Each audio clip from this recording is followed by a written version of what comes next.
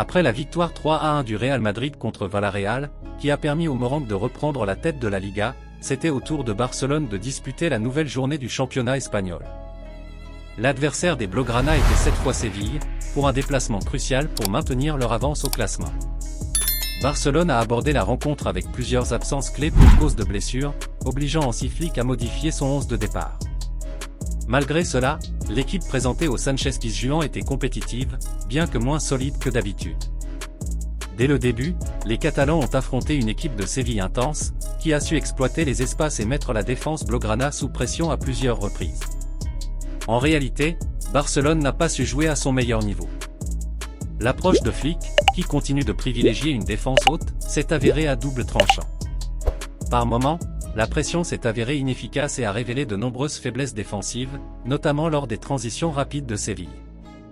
Cela a créé de l'incertitude au sein de la défense du Barça, ce qui a permis à l'adversaire de se créer plusieurs occasions franches. Après le coup de sifflet final, la frustration était palpable.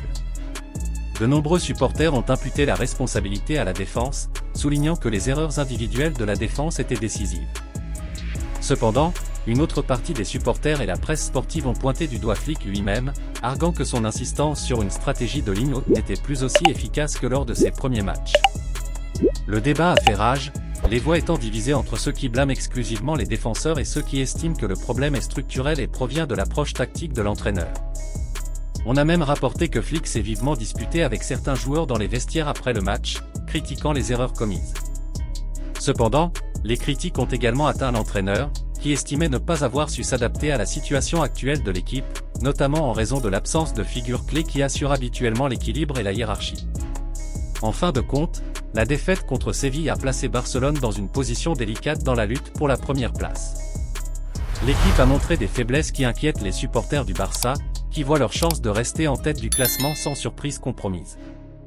La question demeure, est-il juste de blâmer uniquement la défense, l'équipe entière ou Flick directement ? La réponse dépendra de l'interprétation que chacun fera d'un match qui a sans aucun doute laissé plus de questions que de réponses.